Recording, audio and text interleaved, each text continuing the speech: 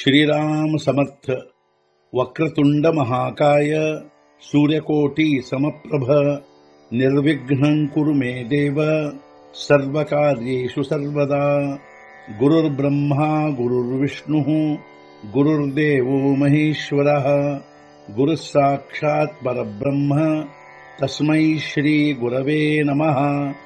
विदेहापरि चालवूनी प्रपंच मुमुक्षु जनालागी अध्यात्म चर्चा करोनी बहुलोकजे मेळवीती। नमस्कार त्या ब्रह्म चैतन्य मूर्ती अलंकापुरी पुण्यभूमी पवित्र तिथे नांदतो ज्ञान राजा सुपात्र तया आठवीता महापुण्य राशी। नमस्कार माझा सद्गुरु श्री ज्ञानेश्वराशी। सद्गुरुनाथ महाराज की जय। जय जय रघुवीर समर्थ। श्रीराम समर्थ। जय जय रामकृष्ण हरी। श्री ज्ञानेश्वरी अध्याय 14 ಗುಣತ್ರಯ ವಿಭಾಗ ಯೋಗ ಸಂಪುಟ 21 ತವತಯ ಜಾಲೆ ಆನ ಸರ್ವಾಂಗಿ ನಿಘಾಲೆ ಕಾನ ಸಪಾಯಿ ಅವಧಾನ ಆತಲಾಪ। ಆಗ ಅರ್ಜುನ ಬೇರೆಯಾದನು, ಮೈತುಂಬ ಕಿವಿಯುಳ್ಳವನಾದನು, ಅವಧಾನವೇ ಮೂರ್ತಿಮಂತಾದನು।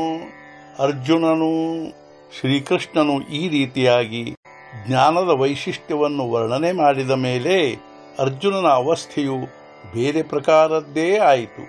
ಆಗ ಅವನು ಮೈತುಂಬ ಕಿವಿಯುಳ್ಳವನಾದನು ಹಾಗೂ ಮೂರ್ತಿಮಂತ ಅವಧಾನವೇ ಆದನು. आता देवाचिये ऐसे जा कळीजतू असे ओरसे म्हणोनी निरूपण आकाशे ವೇಟಾಳೇನ।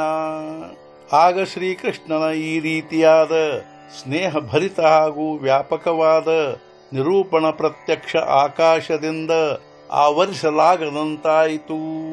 ಆ ಸಂದರ್ಭದಲ್ಲಿ ಶ್ರೀಕೃಷ್ಣನ ಈ ರೀತಿಯಾದ ಪ್ರೇಮಪೂರ್ಣವಾದ ಹಾಗೂ ವ್ಯಾಪಕವಾದ ನಿರೂಪಣೆಯು ಪ್ರತ್ಯಕ್ಷ ಆಕಾಶದಿಂದಲೂ ಆವರಿಸಲಾಗದಂತಾಯಿತು.